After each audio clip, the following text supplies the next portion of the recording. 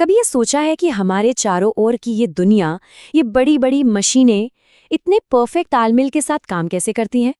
आज हम इंडस्ट्री की दुनिया के कुछ ऐसे ही गुमनाम हीरोज के बारे में बात करने वाले हैं जो पर्दे के पीछे रहकर सब कुछ एक लय में चलाते हैं, और वो है टाइमिंग बेल्ट्स। जरा सोचिए, एक फैक्ट्री में हजारों प्रोडक्ट्स बन रहे हैं या फिर ऑफिस में एयर कंडीशनिंग सिस्टम बिना रुके काम कर रहा है। हर जगह एकदम सटीक सिंक्रोनाइजेशन की जरूरत होती है। तो सवाल यही उठता है कि ये जो अदृश्य तालमेल है, ये आता कहाँ से है? कौन है इसके पीछे? चलिए इन तस्वीरों को देखते हैं। बाईं तरफ जो है वो एक बहुत बड़ा HVAC यूनिट है, मतलब हीटिंग, वेंटिलेशन और एयर कंडीशनिंग सिस्टम, जो बड़ी बड़ी बिल्डिंग्स को ठंडा या गर्म रखता है। और दाईं तरफ एक बॉटलिंग प्लांट है, जहां बोतलें लाइन से भरी जा रही हैं। दोनों ही जगहों पर अगर जरा सी भी चूक हो जाए तो पूरा सिस्टम गड़बड़ा सकता है। तो जाहिर है यहाँ परफेक्ट सिंक्रोनाइजेशन चाहिए। और इस कमाल की सटीकता का राज अक्सर एक बहुत ही साधारण से दिखने वाले पुर्जे में छिपा होता है, टाइमिंग बेल्ट। आज हम दो बहुत ही खास तरह की बेल्ट्स को समझने वाले हैं। एक है SKF हाई टॉर्क ड्राइव और दूसरी है क्लासिकल टाइमिंग बेल्ट। देखेंगे कि ये क्या है और कैसे काम करती हैं। तो चलिए गहराई में उतरते हैं। सबसे पहले बात करते हैं SKF HITD यानी हाई टॉर्क ड्राइव बेल्ट की। अब देखिए, इसके नाम में ही इसका काम छिपा है। हाई टॉर्क ड्राइव मतलब ऐसी जगह जहां बहुत ज्यादा ताकत, बहुत ज्यादा घुमाव बल की जरूरत होती है, वहां के लिए इसे खास तौर पे डिजाइन किया गया है। अब इस स्लाइड को देखिए, ये बहुत दिलचस्प है। यहाँ हम बेल्ट के अंदर झांक पा रहे हैं। ये सिर्फ रबर की एक पट्टी नहीं है, बल्कि इंजीनियरिंग का एक छोटा सा कमाल है। इसमें एक के ऊपर एक कई परतें हैं और हर परत का अपना एक खास काम है। आइए इसे और करीब से समझते हैं। तो देखिए इसकी बनावट कैसी है। इसके ठीक बीच में जो आप धागे जैसे देख रहे हैं, वो है ग्लास फाइबर कॉर्ड्स। इनकी खासियत यह है कि इनमें खिंचाव बहुत कम होता है और यही चीज बेल्ट को जबरदस्त मजबूती देती है। इसके ऊपर और नीचे हाई ग्रेड क्लोरोप्रीन रबर का कुशन है और जो दांत हैं उन पर हेवी ड्यूटी पॉलीअमाइड फैब्रिक लपेटा गया है ताकि वो जल्दी घिसे नहीं। मतलब हर एक चीज बहुत सोच समझ कर लगाई गई है। और इसी मजबूत बनावट की वजह से इसमें कुछ कमाल की खूबियां आ जाती हैं। ये बेल्ट तेल वगैरह से ज्यादा खराब नहीं होती। ये -25 डिग्री की कड़ाके की ठंड से लेकर +85 डिग्री की उबलती गर्मी तक में आराम से काम कर सकती है। और तो और ये ओजोन प्रतिरोधी भी है। इसका सीधा सा मतलब ये है कि ये मुश्किल से मुश्किल इंडस्ट्रियल माहौल में भी लंबे समय तक भरोसे के साथ टिक सकती है। और ये स्लाइड बिल्कुल परफेक्ट तरीके से दिखाती है कि ये बेल्ट असल में काम कहाँ आती है। सोचिए, इतने बड़े HVAC यूनिट के पंखे को घुमाने के लिए कितनी ज्यादा ताकत यानी टॉर्क की जरूरत होगी। बस यहीं पर HIT बेल्ट का रोल आता है। इसकी मजबूत पकड़ और हाई टॉर्क सहने की क्षमता इसे ऐसे कामों के लिए बेस्ट बना देती है। तो ये तो थी हाई टॉर्क ड्राइव बेल्ट की कहानी। अब चलिए इसके दूसरे साथी से मिलते हैं, जिसका नाम है क्लासिकल टाइमिंग बेल्ट। इसे आप इंडस्ट्री की दुनिया का वर्सेटाइल वर्कहॉर्स कह सकते हैं। मतलब एक ऐसा कामगार जो हर तरह के काम के लिए हमेशा तैयार रहता है। एक बार फिर चलिए इस बेल्ट के भी अंदर झांक कर देखते हैं। पहली नजर में तो ये बिल्कुल HITD बेल्ट जैसी ही लग रही है ना? इसमें भी वही परतें दिख रही हैं। लेकिन जैसा कि हम आगे देखेंगे, असली कहानी तो इसकी डिटेल्स में, इसकी बारीकियों में छिपी हुई है। अब इसकी बनावट का विवरण देखिए। इसमें भी कम खिंचाव वाले ग्लास फाइबर कॉर्ड्स हैं, क्लोरोप्रीन कंपाउंड है और पॉलीअमाइड फैब्रिक भी है। मतलब मटेरियल लगभग एक जैसा ही है। लेकिन यहाँ एक चीज पर गौर कीजिए। HITD के विवरण में हाई ग्रेड और हैवी ड्यूटी जैसे शब्द इस्तेमाल हुए थे, जो यहाँ नहीं है। ये छोटा सा फर्क ही इनके इस्तेमाल में बड़े अंतर का इशारा करता है।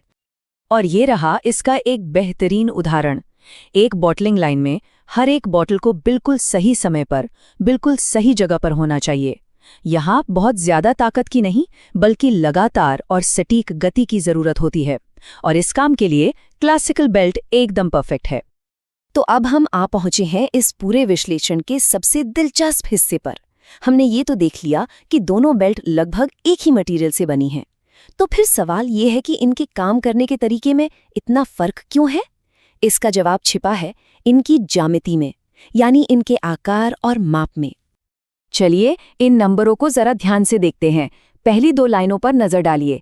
HITD 5M और क्लासिकल एक्सेल की पिच यानी दो दांतों के बीच की दूरी लगभग एक जैसी है, करीब 5 मिलीमीटर। लेकिन अब असली खेल देखिए, दांतों की ऊंचाई में HITD के दांत 2.1 मिलीमीटर ऊंचे हैं, जबकि क्लासिकल के सिर्फ 1.27 मिलीमीटर। यही है वो राज। ज्यादा गहरे और मजबूत दांत पुली पर बेहतर पकड़ बनाते हैं, जिससे वो बिना फिसले कहीं ज्यादा टॉर्क या ताकत झेल सकते हैं। और बस यही इस पूरी कहानी का सार है। सबसे ज़रूरी बात यह है कि इंजीनियरिंग में सिर्फ ये मायने नहीं रखता कि कोई चीज़ किस मटेरियल से बनी है, बल्कि ये भी बहुत मायने रखता है कि उसे आकार कैसा दिया गया है। असली परफॉर्मेंस डिज़ाइन में छिपी होती है। इसे ऐसे समझिए कि दोनों बेल्ट्स की बुनियाद तो एक जैसी है, ग्लास फाइबर, रबर, फैब्रिक। लेकिन उनके दांतों का जो डिज़ाइन है, उनकी पिच, उनकी ऊंचाई, उनका आकार, वही उन्हें बिल्कुल अलग-अलग कामों का एक्सपर्ट बनाता है। एक को ताकत के लिए बनाया गया है, तो दूसरे को नफासत और सटीकता के लिए। और ये सीख सिर्फ इन टाइमिंग बेल्ट्स तक ही सीमित नहीं है, बल्कि हर तरह के इंजीनियरिंग पर लागू होती है। किसी भी मशीन की कामयाबी और उसका लंबा चलना इस बात पर निर्भर करता है कि उसके हर छोटे से छोटे पुर्जे को कितने ध्यान से और सही काम के लिए चुना गया है। तो अगली बार जब भी कोई किसी एयर कंडीशन्ड कमरे के आराम का मजा ले, तो एक पल के लिए उन अनगिनत छिपे हुए घटकों के बारे में जरूर सोचें, जो पर्दे के पीछे लगातार काम करके इसे मुमकिन बना रहे हैं। ये वाकई सोचने पर मजबूर कर देने वाली बात है ना? कभी सोचा है कि फैक्ट्रियों में जो बड़ी बड़ी मशीनें होती हैं वो इतनी सटीकता से एकदम परफेक्ट सिंक्रोनाइजेशन में कैसे काम करती हैं? अक्सर इसका राज एक बहुत ही मामूली सी दिखने वाली चीज में छिपा होता है, टाइमिंग बेल्ट। तो आज हम इसी राज से पर्दा उठाएंगे और स्टेप बाय स्टेप सीखेंगे कि एक इंडस्ट्रियल टाइमिंग बेल्ट को कैसे चुना जाता है। चलिए इसको समझने के लिए एक असली दुनिया की चुनौती लेते हैं। मान लीजिए हमारे पास एक 25 किलोवाट की बहुत पावरफुल मोटर है और उसे एक बड़े रोटरी कंप्रेसर से जोड़ना है। अब यहां पर ना मामला बहुत गंभीर है। अगर ये कनेक्शन ठीक से नहीं हुआ तो या तो कंप्रेसर अपनी पूरी ताकत से काम ही नहीं कर पाएगा, या फिर इससे भी बुरा क्या हो सकता है, बेल्ट ही टूट जाएगी और पूरा का पूरा प्रोडक्शन ठप पड़ जाएगा। तो इस पूरी प्रक्रिया को हम 4 आसान हिस्सों में बांटेंगे। सबसे पहले हम ये समझेंगे कि हमारी ड्राइव को असलियत में कितनी ताकत चाहिए। फिर उस ज़रूरत के हिसाब से सही तरह की बेल्ट चुनेंगे। इसके बाद हम उसकी एकदम सही लंबाई पता करेंगे और आखिर में ये पक्का करेंगे कि उसे लगाने का सही तरीका क्या है। इन कदमों से ये जो मुश्किल सा काम लग रहा है ना, वो बहुत आसान हो जाएगा। ठीक है, तो चलिए शुरू करते हैं हमारे पहले पड़ाव से। कोई भी बेल्ट चुनने से पहले हमें ये समझना होगा कि उस बेचारी बेल्ट को काम क्या करना है। ये बिल्कुल वैसा ही है जैसे किसी काम के लिए सही औजार चुनना हो। पहले काम को तो समझना पड़ेगा, है ना? तो सबसे पहले हम ये पता लगाते हैं कि काम कितना मुश्किल है। सोचिए एक कार है जिसे सीधी सड़क पर चलना है और दूसरी को एक खड़ी पहाड़ी पर चढ़ना है। इंजन भले ही सेम हो, पर दोनों को ताकत तो अलग अलग चाहिए होगी। सही कहा ना? हमारा कंप्रेसर दिन रात 24/7 चलता है और जब वो शुरू होता है ना तो बहुत ज़्यादा जोर लेता है। तो ये पहाड़ी पर चढ़ने जैसा ही हुआ। टेक्निकल भाषा में गाइड्स इस तरह के काम को मीडियम ड्यूटी कहती है। अब मज़े की बात यह है कि ये सारी कहानी कि मशीन 24/7 चलती है, शुरू में भारी लोड लेती है, ये सब एक नंबर में सिमट जाती है और उस नंबर को कहते हैं सर्विस फैक्टर। हमारे केस में ये नंबर है 2.0। ये नंबर हमें साफ साफ बता रहा है कि भाई ये जो काम है ये एक आम काम के मुकाबले ठीक 2 गुना मुश्किल है। तो देखिए, बात सिर्फ मोटर के ऊपर लिखे पावर की नहीं है, बात उस असली पावर की है जो इस मुश्किल काम को करने के लिए लगेगी। अगर मोटर की पावर उसकी बेसिक ताकत है तो डिज़ाइन पावर उसकी असल में लगने वाली ताकत है, वो ताकत जो बेल्ट को असल में झेलनी पड़ेगी। अब इसकी कैलकुलेशन बहुत सीधी सादी है पर बहुत बहुत ज़रूरी है। हम मोटर की रेटेड पावर जो कि 25 किलोवाट है उसे हमारे सर्विस फैक्टर यानी 2.0 से गुणा कर देते हैं। इससे हमें वो असली ताकत मिल जाएगी जिससे हमारी बेल्ट को संभालना है, और नतीजा आता है 50 किलोवाट। अब ये बहुत ही ज़रूरी बात है। इसका मतलब है कि मोटर भले ही 25 किलोवाट की हो, लेकिन इस काम के लिए बेल्ट में 50 किलोवाट की ताकत संभालने की क्षमता होनी चाहिए। जरा सोचिए, अगर हम 25 किलोवाट के हिसाब से बेल्ट चुन लेते तो क्या होता? वो तो कुछ ही दिनों में जवाब दे जाती। तो अब से हमारे लिए जादुई नंबर है 50 किलोवाट। ठीक है, अब हमें एक और जरूरी चीज समझनी है, स्पीड यानी गति। मोटर तो एक रफ्तार से घूम रही है, पर कंप्रेसर को एक अलग, उससे धीमी रफ्तार पर घूमना है। हमें इन दोनों गतियों के बीच का जो रिश्ता है, जो अनुपात है, उसे जानना होगा, तभी तो कंप्रेसर सही स्पीड पर चलेगा। मोटर घूमती है 1470 चक्कर प्रति मिनट की रफ्तार से, जबकि कंप्रेसर को चलना है 700 चक्कर प्रति मिनट पर। तो जब हम 1470 को 700 से भाग देते हैं तो हमें मिलता है 2.1। इसका मतलब क्या हुआ? इसका सीधा सा मतलब ये है कि जब कंप्रेसर का पहिया एक बार घूमता है, उतनी देर में मोटर का शाफ्ट 2.1 बार घूम जाता है। ये अनुपात ही हमारी बेल्ट और पुली के चुनाव में हमारी मदद करेगा।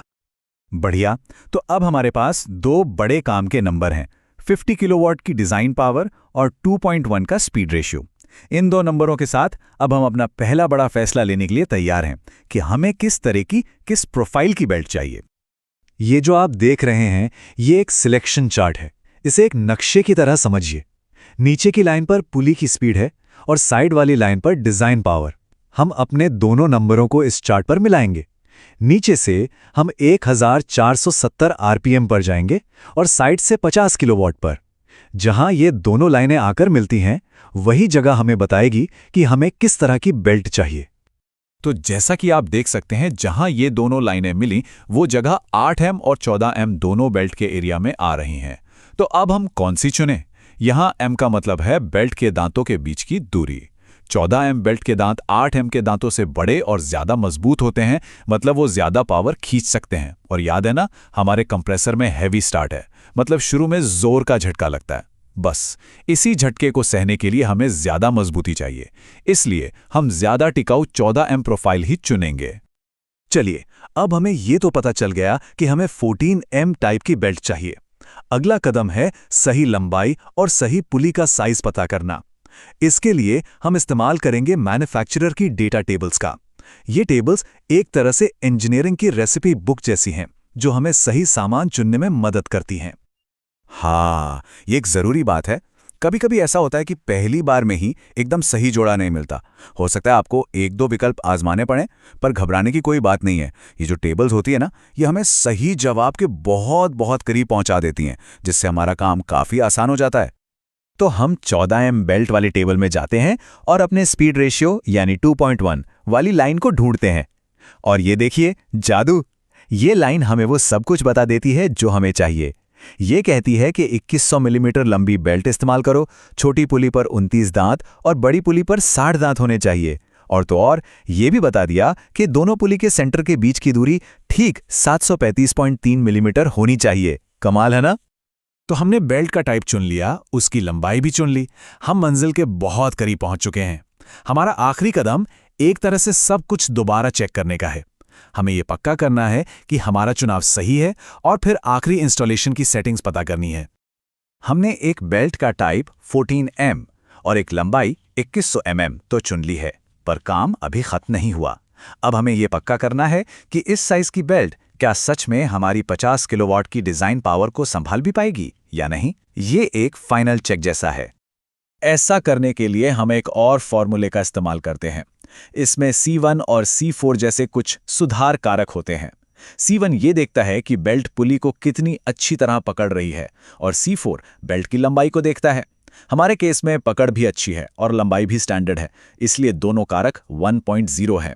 इसका मतलब हमें अपनी डिजाइन पावर में कोई बदलाव करने की जरूरत नहीं है। तो निचोड़ ये है कि हमें एक ऐसी बेल्ट चाहिए जो 3 शर्तें पूरी करे। वो 14M टाइप की हो, 2100 मिलीमीटर लंबी हो और कम से कम 50 किलोवाट की पावर सहने की क्षमता रखती हो। अब हम आते हैं आखिरी फैसले पर, बेल्ट की चौड़ाई। हम फिर से पावर टेबल्स देखते हैं और पाते हैं कि 115 मिलीमीटर चौड़ी 14M बेल्ट 54.9 किलोवाट की पावर संभाल सकती है। ये हमारी जरूरत जो कि 50 किलोवाट थी, उससे ज्यादा है। इसका मतलब हमारे पास एक सेफ्टी मार्जिन भी है। तो हमारा चुनाव एकदम सही है। हमें हमारी बेल्ट मिल गई है।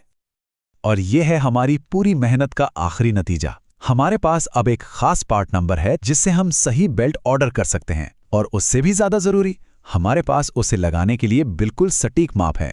हमें पता है कि पुली के बीच कम और ज़्यादा से ज़्यादा कितनी दूरी रखनी है, और सबसे ज़रूरी, नई बेल्ट पर कितना तनाव, कितना टेंशन डालना है।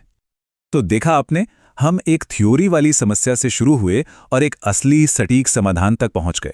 लेकिन ये एक आखिरी और बहुत ज़रूरी सवाल खड़ा करता है। सवाल ये है कि हम ये कैसे पक्का करें कि बेल्ट पर तनाव बिल्कुल सही है, क्योंकि अगर तनाव सही नहीं हुआ तो बेल्ट स्लिप करेगी और वो सारी की सारी पावर मोटर से कंप्रेसर तक कभी पहुंचेगी ही नहीं और हमारी सारी मेहनत बेकार हो जाएगी। हर मशीन के अंदर, चाहे वो हमारी कार का इंजन हो या किसी बड़ी फैक्ट्री का कन्वेयर बेल्ट, एक ऐसा हिस्सा होता है जो चुपचाप अपना काम करता रहता है और सब कुछ तालमेल में रखता है। आज हम इसी गुमनाम हीरो यानी टाइमिंग बेल्ट के पीछे छिपे विज्ञान को समझने की कोशिश करेंगे। देखिए, टाइमिंग बेल्ट पर सही टेंशन सेट करना ये सिर्फ एक मैकेनिकल काम नहीं है, ये एक विज्ञान है। अगर ये थोड़ा सा भी ढीला रह गया तो पूरी मशीनरी का तालमेल बिगड़ सकता है, और अगर इससे ज़रूरत से ज़्यादा कस दिया तो ये अपने आसपास के ज़रूरी पुर्जों को ही बर्बाद कर सकता है। ये वाकई एक बहुत ही नाजुक संतुलन है।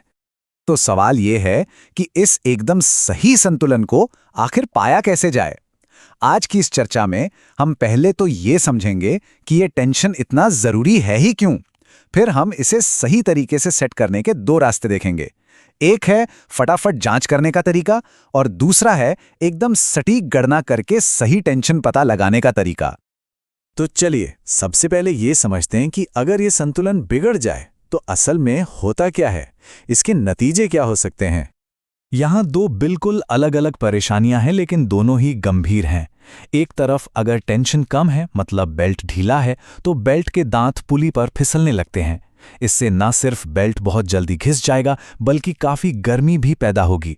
दूसरी तरफ अगर टेंशन बहुत ज़्यादा है तो बेल्ट तो शायद मजबूत होने की वजह से सह जाए, लेकिन वो सारा दबाव बियरिंग जैसे दूसरे नाजुक और महंगे हिस्सों पर पड़ता है और उनकी उम्र बहुत कम हो जाती है। तो फिर इस सही एकदम परफेक्ट बैलेंस को ढूंढा कैसे जाए? अच्छा, सबसे आम और तेज तरीका जो इंडस्ट्री में इस्तेमाल होता है वो है एक खास टूल और उसके साथ आने वाली डेटा टेबल का इस्तेमाल करना। लेकिन आगे बढ़ने से पहले एक बहुत ज़रूरी बात समझनी होगी। एक बिल्कुल नया बेल्ट और एक ऐसा बेल्ट जो कुछ घंटों तक चल चुका है, दोनों के लिए टेंशन की सेटिंग अलग अलग होती है। ऐसा इसलिए क्योंकि जब नया बेल्ट लगता है तो शुरुआती कुछ घंटों में वो थोड़ा सा खिंचकर अपनी जगह पर सेट हो जाता है, जिससे उसका टेंशन स्वाभाविक रूप से थोड़ा कम हो जाता है।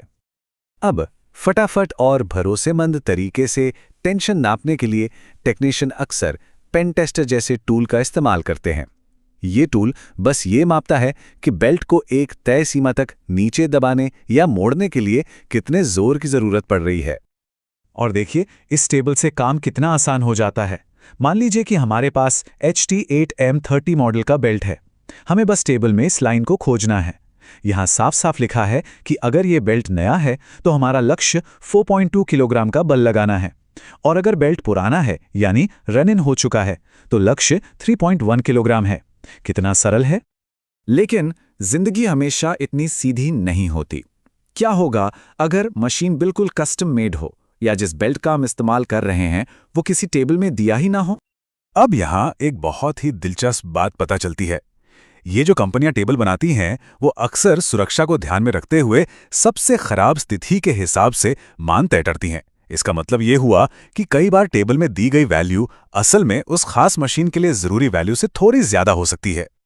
तो ऐसी स्थितियों में जब हमें एकदम सटीक मान चाहिए, हमें टेबल को छोड़कर कैलकुलेटर का सहारा लेना पड़ता है और बिल्कुल शुरुआत से यानी 0 से टेंशन की गणना करनी पड़ती है। ठीक है, तो चलिए अब इस गणना की प्रक्रिया में थोड़ा गहराई से उतरते हैं। घबराने की बात नहीं है, इसे बहुत ही साफ और तार्किक तरीके से कई चरणों में बांटा गया है। ये पूरी प्रक्रिया 5 कदमों में बटी हुई है और हर अगला कदम पिछले कदम से मिली जानकारी पर आधारित होता है। हम शुरुआत करेंगे बेल्ट की रफ्तार पता करने से। फिर हम देखेंगे कि मोटर उस पर कितना खिंचाव डाल रही है। तीसरा कदम है केंद्रापसारक तनाव, यानी घूमने की वजह से पैदा होने वाले तनाव को समझना। इसके बाद हम बेल्ट के दोनों हिस्सों पर अलग अलग तनाव का पता लगाएंगे और अंत में हम नए और पुराने बेल्ट के लिए सही इंस्टॉलेशन टेंशन की वैल्यू निकाल लेंगे। पहले 3 चरण असल में मोशन की फिजिक्स को समझने के बारे में है। जरा सोचिए, पुली कितनी तेजी से घूम रही है। मोटर में कितनी ताकत है और खुद बेल्ट का वजन कितना है।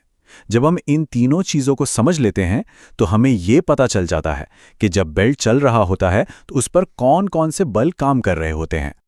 चौथा कदम बेल्ट लूप के दोनों हिस्सों के तनाव को समझने के बारे में है। एक हिस्सा होता है टाइट साइड, जो असल में लोड को खींचने का सारा काम कर रहा होता है, और दूसरा हिस्सा होता है स्लैक साइड, जो ढीला होकर बस वापस लौट रहा होता है। और अब आता है आखिरी पांचवां कदम। इसमें हम उन दोनों साइड के तनावों का औसत निकालकर एक रन इन यानी इस्तेमाल हो चुके बेल्ट का सही टेंशन पता करते हैं। और जैसा कि हमने पहले भी बात की थी, एक नए बेल्ट के लिए हमें थोड़ा ज्यादा टेंशन चाहिए होता है, इसलिए हम उस मान को 1.4 से गुणा कर देते हैं।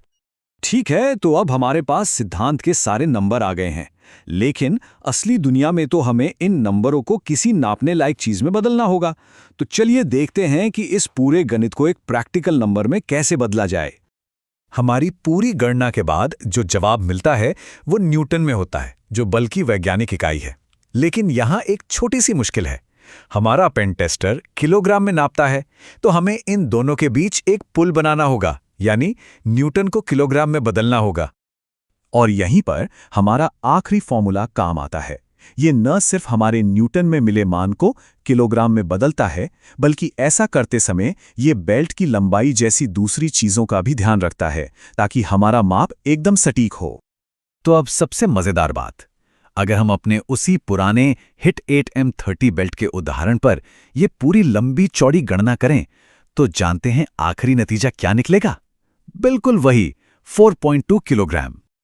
और यहां आकर सारी कड़ियां जुड़ जाती हैं। हमारी लंबी और सटीक गणना ने आखिरकार उसी नंबर की पुष्टि की जो हमें उस छोटी सी क्विक चेक टेबल में मिला था। ये दिखाता है कि कैसे गहरी वैज्ञानिक थ्योरी और सरल प्रैक्टिकल तरीका दोनों एक ही नतीजे पर पहुंच सकते हैं। तो अंत में इस पूरी चर्चा से सबसे बड़ी सीख ये मिलती है कि चाहे हम एक बनी बनाई टेबल का इस्तेमाल करें या फिर एक जटिल गणना का, एक बात बिल्कुल साफ है, बेल्ट का सही टेंशन सेट करना कोई अंदाजे का खेल नहीं है। ये एक सटीक इंजीनियरिंग का विज्ञान है। ये सब देखकर मन में एक सवाल जरूर उठता है कि हमारे आसपास ऐसी और कितनी साधारण दिखने वाली मशीनें और पुर्जे हैं जो इतने ही गहरे और सटीक वैज्ञानिक सिद्धांतों पर काम करते हैं। कभी आपने इन जैसी कॉम्प्लिकेटेड इंजीनियरिंग टेबल्स को देखा है और सोचा है कि आखिर इनका मतलब क्या है? ये सिर्फ कुछ नंबर नहीं है, ये टाइमिंग पुली की एक तरह की गुप्त भाषा है, किसी भी मशीन में प्रिसाइज मूवमेंट को कंट्रोल करने की चाबी। तो आज हम इस कोड को एक साथ मिलकर तोड़ने वाले हैं। ये देखने में थोड़ा मुश्किल लग सकता है ना? कोड्स और नंबर्स की ना खत्म होने वाली लाइनें, हजारों ऑप्शंस में से वो एक पुली कैसे मिलेगी जिसकी हमें जरूरत है। लेकिन घबराइए मत, एक बहुत ही सिंपल सा सीक्रेट है जो इस सब को आसान बना देगा, और आज हम उसी से पर्दा उठाने वाले हैं। इंजीनियरिंग में ना सब कुछ स्टैंडर्ड पार्ट्स पर ही टिका होता है, ताकि एक हिस्सा दूसरे में एकदम परफेक्टली फिट हो जाए, चाहे वो दुनिया में कहीं भी बना हो। लेकिन सोचिए, क्या होता है जब आपको सही हिस्सा ढूंढने में मदद करने वाला कैटलॉग ही एक पहेली बन जाए? ये टेबल असल में मदद के लिए बनी है, पर कई बार और ज्यादा कंफ्यूजन पैदा कर देती है। तो ये रहा वो राज जो सब कुछ बदल देता है। ये सभी मुश्किल दिखने वाली टेबल्स असल में सिर्फ दो मेन परिवारों में आती हैं, मीट्रिक और इंपीरियल। मीट्रिक को हम M अक्षर से पहचानेंगे और इंपीरियल को XL, L और H जैसे अक्षरों से। बस ये जानना कि हम किस परिवार के साथ काम कर रहे हैं, ये अपने आप में पहला और सबसे बड़ा कदम है। चलिए सबसे पहले मीट्रिक परिवार को देखते हैं, जिसे हम M सीरीज के नाम से पहचानेंगे। ये दुनिया भर में इस्तेमाल होने वाली मिलीमीटर बेस्ड पुली हैं। आइए अब थोड़ा और गहराई में जाकर समझते हैं कि उन M नंबर्स का असल में मतलब क्या होता है। मीट्रिक पुली की चाबी पिच नाम के कॉन्सेप्ट में छिपी है। इसको ऐसे समझिए जैसे किसी कंघी के दो दांतों के बीच की दूरी होती है। ये बेल्ट पर एक दांत के सेंटर से लेकर अगले दांत के सेंटर तक की दूरी है। M सीरीज में इसे हमेशा मिलीमीटर में मापा जाता है। तो एक 3M पुली में 3 मिलीमीटर की पिच होती है, एक 5M में 5 मिलीमीटर की पिच होती है। सिंपल है ना? और यहाँ एक जरूरी नियम है, पिच जितनी छोटी होगी मूवमेंट उतना ही बारीक और सटीक होगा। लेकिन इसका दूसरा पहलू यह है कि छोटी पिच कम टॉर्क यानी घुमाने की शक्ति संभाल सकती है, वहीं बड़ी पिच ज्यादा टॉर्क संभाल सकती है पर मूवमेंट थोड़ा कम सटीक होता है। अब चलिए 3M पुली के लिए एक असली टेबल पर नजर डालते हैं। यहाँ देखने वाली बात क्या है? देखिए, दांतों की संख्या कम है और बेल्ट की चौड़ाई भी पतली है, सिर्फ 9 और 15 मिलीमीटर। तो इससे हमें क्या पता चलता है? ये हमें बताता है कि 3M पुलीज बहुत ही सटीक, हल्के-फुल्के कामों के लिए डिजाइन की गई हैं, जैसे डेस्कटॉप 3D प्रिंटर या छोटे लैब रोबोट्स, ऐसी जगह जहां ताकत से ज्यादा सटीकता की जरूरत होती है। यहाँ हमें कोई भारी वजन नहीं उठाना है, बल्कि बहुत ही कंट्रोल के साथ मूवमेंट करना है। अब आइए 3M की तुलना सीधे 8M से करते हैं। अंतर तो देखिए, एक नज़र में ही साफ हो जाता है। बहुत ज्यादा दांत और बहुत ज्यादा चौड़ी बेल्ट, 85 मिलीमीटर्स तक। 8 मिलीमीटर की बड़ी पिच के साथ ये पुली हैवी ड्यूटी काम के लिए बनी है। ये बहुत ज्यादा टॉर्क और पावर को संभाल सकती है। ऐसा इसलिए है क्योंकि बड़े दांत और चौड़ी बेल्ट ज्यादा अच्छी पकड़ बनाते हैं और फिसलने का खतरा कम हो जाता है। आप इन्हें बड़े industrial conveyor system, packaging machinery या कुछ ऑटोमोटिव एप्लीकेशंस में भी देखेंगे। तो याद रखने वाली बात यह है, M नंबर जितना बड़ा होगा, पुली उतनी ही मजबूत होगी। ठीक है, तो अब जब हमने मीट्रिक सिस्टम को समझ लिया है, तो चलिए दूसरे परिवार से निपटते हैं, इंपीरियल सिस्टम। ये इंच पर आधारित सिस्टम M नंबरों के बजाय अक्षरों का इस्तेमाल करता है, जैसे XL, L और H। ये आपको अक्सर उत्तरी अमेरिकी उपकरणों और पुरानी मशीनरी में मिलेगा। इंपीरियल साइड में सबसे पहले आता है XL, यानी एक्स्ट्रा लाइट सीरीज। अगर ये आपको कुछ जाना पहचाना लग रहा है, तो बिल्कुल सही लग रहा है। दांतों की संख्या और इसका काम लगभग मीट्रिक 3M सीरीज जैसा ही है। ये भी हल्के, हाई प्रिसिजन वाले कामों के लिए है, बस इसमें सारे माप इंच में होते हैं। अब चलिए स्पेक्ट्रम के दूसरे छोर को देखते हैं, H सीरीज, जहां H का मतलब है हैवी। बहुत ज्यादा दांतों और 2 इंच तक के बेल्ट की चौड़ाई के साथ ये साफ है कि ये पुली पावर के लिए बनाई गई है। ये मीट्रिक 8M का इंपीरियल जुड़वा भाई है। तो अब आप पैटर्न देख रहे हैं, चाहे वो मीट्रिक हो या इंपीरियल, जो नाम दिए गए हैं वो हल्के से भारी तक एक साफ स्केल को फॉलो करते हैं।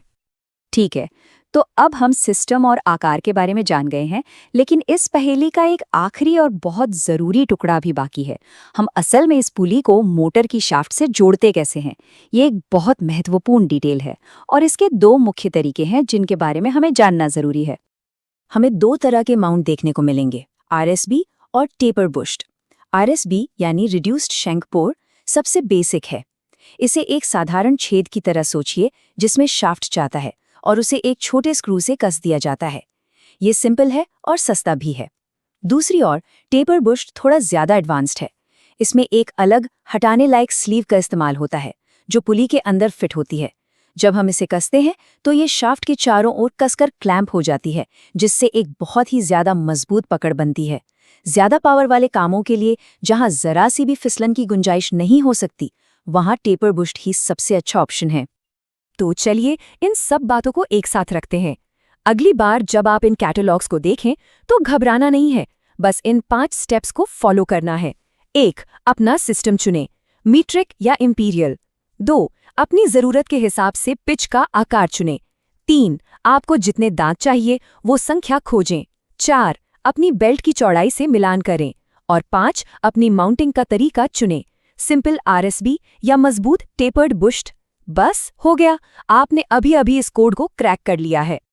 इन कोड्स को समझना असल में मानकीकरण की ताकत को समझना है, एक कॉमन भाषा जो दुनिया भर के इंजीनियर्स को एक साथ काम करने की इजाजत देती है। लेकिन जैसे जैसे 3D प्रिंटिंग जैसी टेक्नोलॉजी कस्टम पार्ट्स बनाना आसान कर रही है, ये एक दिलचस्प सवाल उठाता है। क्या हम एक ऐसे भविष्य की ओर बढ़ रहे हैं जहां मानकीकरण कम जरूरी हो जाएगा, या फिर क्या ये भरोसेमंद टेस्टेड सिस्टम हमेशा सटीक मशीनरी की रीढ़ बने रहेंगे? ये एक ऐसा सवाल है जो आने वाले सालों में इंजीनियरिंग की दुनिया को एक नया आकार देगा। एक सवाल है जो अक्सर गाड़ियों के बारे में जानने वालों को परेशान करता है कि आखिर क्यों कुछ गाड़ियों की टाइमिंग बेल्ट सालों साल बिना किसी दिक्कत के चलती रहती है, जबकि कुछ और गाड़ियों में वही बेल्ट कुछ ही महीनों में जवाब दे जाती है। देखिए, कई बार लगता है कि बस एक महंगी बेल्ट खरीद ली तो काम हो गया, लेकिन असल कहानी बेल्ट की कीमत में नहीं, बल्कि उसे लगाने के तरीके में, उसकी बारीकियों में छिपी हुई है। तो आज हम इसी रहस्य से पर्दा उठाने वाले हैं और उन सभी छोटे बड़े कदमों को समझेंगे जो एक टाइमिंग बेल्ट को एक लंबी भरोसेमंद जिंदगी देते हैं। तो इसका जवाब क्या है? असल में जवाब बेल्ट की क्वालिटी से ज्यादा उसे लगाने और उसकी देखभाल की प्रिसिजन मतलब की सटीकता में छिपा होता है। जरा सोचिए, एक छोटी सी लापरवाही, एक मामूली सी चूक और गाड़ी का इंजन हजारों का खर्चा मांग सकता है। एक परफेक्ट इंस्टॉलेशन वो सिर्फ बेल्ट की उम्र नहीं बढ़ाता, बल्कि इंजन की सेहत और हमारे पैसे दोनों को सुरक्षित रखता है। जी हाँ, एक छोटी सी गलती भी बहुत बड़ी खराबी का कारण बन सकती है। तो चलिए, काम शुरू करने से पहले सबसे जरूरी कदम पर आते हैं, और वो है तैयारी। इससे पहले कि कोई नई बेल्ट पुली को छुए भी, कुछ जरूरी जांचें हैं जो न सिर्फ उसकी उम्र बढ़ा सकती हैं, बल्कि इंजन को एक बड़ी मुसीबत से भी बचा सकती हैं। ये बिल्कुल वैसा ही है जैसे कोई बड़ी बिल्डिंग बनाने से पहले उसकी नींव की जांच करना। अगर नींव ही कमजोर होगी तो इमारत कभी मजबूत नहीं बन सकती, है ना? तो सबसे पहली और सबसे जरूरी जांच है अलाइनमेंट की। देखिए, मिसअलाइनमेंट को समझने के लिए इसे 2 हिस्सों में बांटते हैं।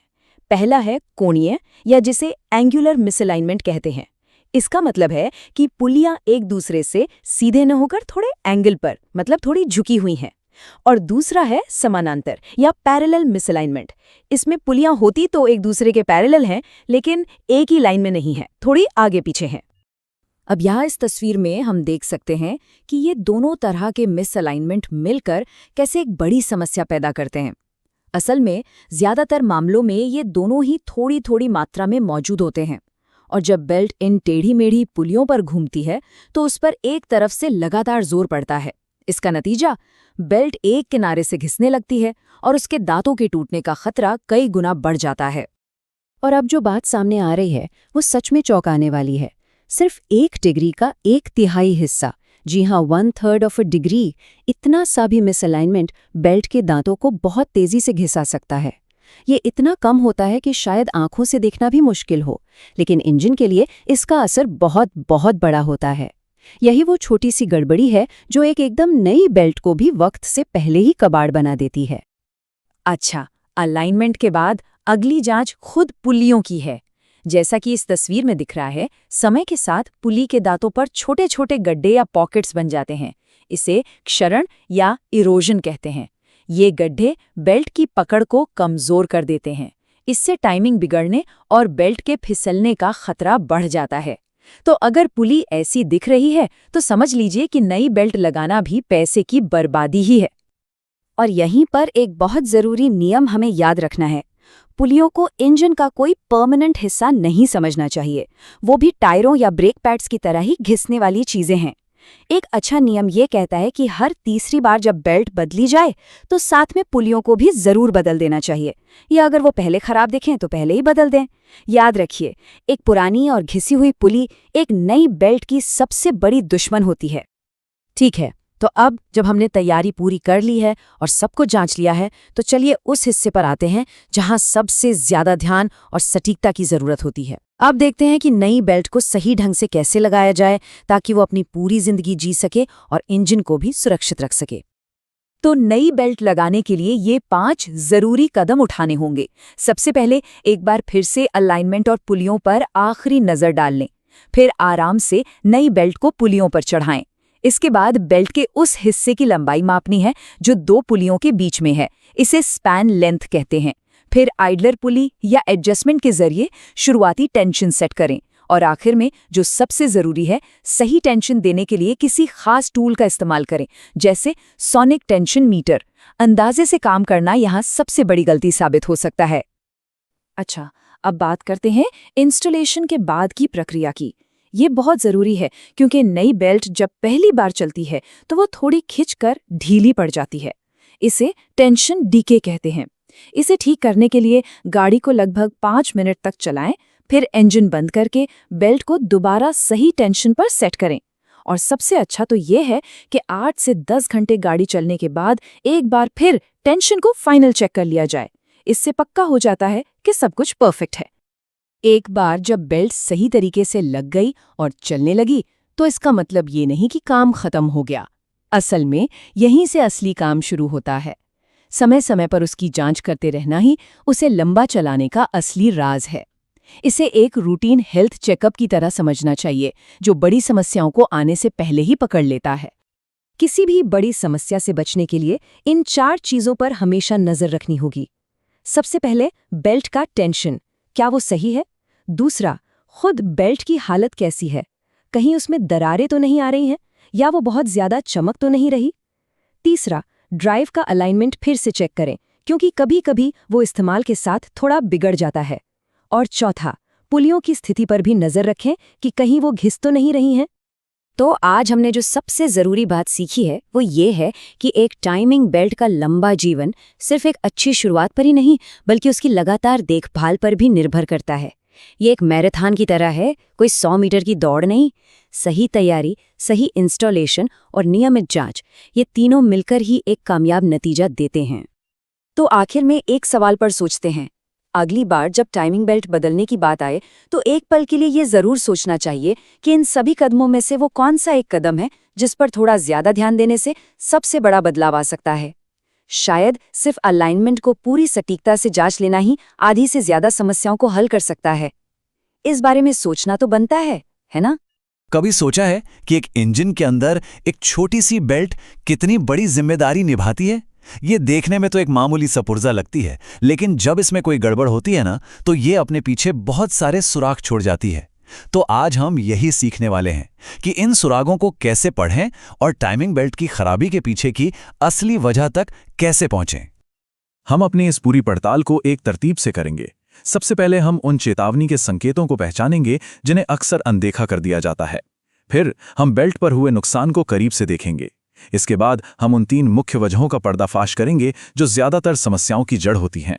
फिर एक प्रैक्टिकल चेकलिस्ट पर नजर डालेंगे और आखिर में एक बहुत जरूरी सवाल के साथ इसे खत्म करेंगे। देखिए, किसी भी समस्या को सुलझाने का जो पहला कदम होता है ना, वो है शुरुआती लक्षणों को पहचानना। और टाइमिंग बेल्ट के मामले में ये लक्षण अक्सर हमें दिखाई नहीं बल्कि सुनाई देते हैं। आपके इंजन से आने वाली कोई भी अजीब आवाज असल में एक कहानी सुना रही होती है। अगर आपको कोई तेज चीखने या कुछ घिसने जैसी आवाज सुनाई दे, तो ये समझ जाइए कि आपकी टाइमिंग बेल्ट आपको कुछ बताने की कोशिश कर रही है। ये सबसे पहली और सबसे जरूरी चेतावनी है, जिसे कभी भी नजरअंदाज नहीं करना चाहिए। तो चलिए अब आवाज़ों से आगे बढ़ते हैं और उस ज़रूरी स्टेप की तरफ चलते हैं जहां हम बेल्ट को अपनी आंखों से देखेंगे, मतलब उसकी करीब से जांच करेंगे, ताकि ये समझ सके कि असल में नुकसान हुआ क्या है और कैसा है।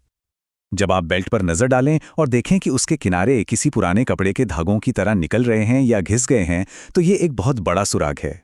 इसका सीधा सा मतलब ये है कि बेल्ट अपनी पुली पर बिल्कुल सीधी नहीं चल रहे और इसके किनारे लगातार रगड़ खा रहे हैं। ये मिस अलाइनमेंट का एक क्लासिक मामला है। अच्छा, अब ये देखिए, ये काफी गंभीर मामला है, दांतों का कटना। इसका मतलब है बेल्ट के दांत उसकी सतह से बिल्कुल साफ साफ उखड़ गए हैं। जानते हैं ऐसा क्यों होता है? ये अक्सर तब होता है जब बेल्ट पर तनाव बहुत ज्यादा हो या फिर सिस्टम पर अचानक से कोई झटका लगा हो। अगर बेल्ट के पिछले यानी कि चिकने हिस्से पर आपको दरारें नजर आएं, तो समझ जाइए कि या तो बेल्ट बहुत ज्यादा गर्मी झेल रही है या फिर उसे किसी ऐसी पुली पर मोड़ा जा रहा है जो उसके हिसाब से बहुत छोटी है। सोचकर देखिए, जैसे हम किसी कागज को बार बार एक ही जगह से मोड़ते हैं तो वो कमजोर पड़ जाता है ना, बिल्कुल वैसा ही कुछ यहां हो रहा है। और ये है सबसे बड़ी खराबी, बेल्ट का बीच से ही टूट जाना। अब देखने में तो ये लगता है कि ये अचानक हो गया है, लेकिन असल में इसके पीछे भी वही पुराने कारण होते हैं जिन्हें शायद पहले नज़रअंदाज कर दिया गया हो।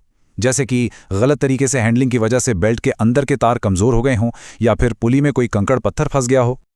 तो अब तक हमने सारे लक्षण देख लिए हैं। अब वक्त है उस मोड़ पर आने का जहां हम इन अलग अलग लक्षणों को कुछ मुख्य वजहों से जोड़ेंगे। यहीं से हमें असली अपराधी का पता चलेगा। भले ही आपको लक्षण कई तरह के दिखें, लेकिन अच्छी बात यह है कि 90% से ज़्यादा मामलों में इन सब की जड़ में सिर्फ और सिर्फ 3 बड़ी समस्याएं होती हैं। अगर हम इन 3 पर ध्यान दें तो समस्या को समझना और सुलझाना बहुत आसान हो जाता है। तो ये है हमारे 3 मुख्य संदिग्ध। पहला, मिसअलाइनमेंट, यानी जब पुलियां एक सीध में ना हों। दूसरा, गलत तनाव, यानी बेल्ट या तो बहुत ज्यादा टाइट है या बहुत ज्यादा ढीली। और तीसरा, पार्ट्स का बेमेल होना, मतलब ऐसे बेल्ट और पुली का इस्तेमाल जो एक दूसरे के लिए बने ही नहीं हैं। ये स्लाइड बहुत अच्छे से दिखाती है कि कैसे सिर्फ एक प्रॉब्लम यानी मिस अलाइनमेंट 4 अलग अलग लक्षण पैदा कर सकती है। किनारों का घिसना हो, दांतों का घिसना हो, सिस्टम से आती तेज आवाज हो या बेल्ट का अपनी जगह से खिसकना, इन सब का मास्टरमाइंड अक्सर गलत अलाइनमेंट ही होता है। अब बात करते हैं तनाव की, ये मामला बिल्कुल गोल्डीलॉक्स वाला है। मतलब टेंशन न बहुत ज्यादा होनी चाहिए न बहुत कम, एकदम परफेक्ट। अगर बेल्ट बहुत ज्यादा टाइट है तो वो दांतों को तोड़ सकती है, और अगर बहुत ढीली है तो वो फिसल सकती है और शोर मचा सकती है। जैसा कि आप यहां देख सकते हैं, सही बैलेंस ही सब कुछ है। और हमारी तीसरी वजह है बेमेल पार्ट्स। सीधी सी बात है, अगर बेल्ट के दांतों का डिजाइन पुली के खांचों से मेल नहीं खाता या बेल्ट की चौड़ाई पुली के लिए सही नहीं है, तो वो सिस्टम कभी ठीक से काम नहीं करेगा और बेल्ट वक्त से बहुत पहले खराब हो जाएगी। इसलिए हमेशा ये पक्का करें कि सारे पार्ट्स कंपैटिबल हों। तो अब जब हम वजहों को पहचान चुके हैं, तो चलिए आगे बढ़ते हैं और देखते हैं कि इन समस्याओं को सुलझाने के लिए हमारे पास क्या प्रैक्टिकल तरीका है, एक एक्शन प्लान। इसे आप अपनी डायग्नोस्टिक किट समझ लीजिए। बस ये 4 आसान से कदम हैं। पहला, अलाइनमेंट, क्या सब कुछ एक लाइन में है? दूसरा, तनाव, क्या कसाव सही है? तीसरा, कंपैटिबिलिटी, क्या सारे पुर्जे एक दूसरे के लिए ही बने हैं? और चौथा, डिजाइन, क्या यह सिस्टम उस लोड के लिए बना है जिस पर यह चल रहा है? इन 4 सवालों के जवाब आपको हमेशा समस्या की जड़ तक ले जाएंगे। और हां, ये एक बहुत ही जरूरी फर्क है जिसे समझना होगा। सिर्फ एक घिसी हुई बेल्ट को बदल देना, ये तो बस एक अस्थायी जुगाड़ है। असली समाधान है उस मूल कारण को ठीक करना जिसने बेल्ट को घिसने पर मजबूर किया, जैसे कि टेढ़ी पुलियों को सीधा करना। हमेशा जड़ पर काम करें, पत्तों पर नहीं। तो अब हम अपनी इस चर्चा के लगभग आखिर में आ गए हैं। चलिए अब तक की सारी बातों का जो निचोड़ है उसे समझते हैं और एक फाइनल टेक अवे के लिए तैयार होते हैं। ये लाइन इस पूरी बातचीत का सार है। बेल्ट पर जो भी नुकसान आपको दिख रहा है वो सिर्फ एक इशारा है, एक साइन बोर्ड। आपका असली काम उस इशारे का पीछा करते हुए उस स्रोत तक पहुंचना है जहां से असल समस्या पैदा हो रही है। तो अगली बार जब आप किसी इंजन को देखें तो उसे सिर्फ एक मशीन की तरह मत देखिए, उसे एक कहानी की तरह देखिए जो आपको कुछ बताने का इंतजार कर रही है। सोचिए वो कौन सी छिपी हुई समस्या हो सकती है, गलत तनाव, मिसअलाइनमेंट या बेमेल पार्ट्स, जिसे आप वक्त रहते पकड़ सकते हैं और एक बड़ी खराबी को होने से रोक सकते हैं। इस सोच के साथ आप सिर्फ एक मैकेनिक नहीं बल्कि एक प्रॉब्लम सॉल्वर बन जाते हैं।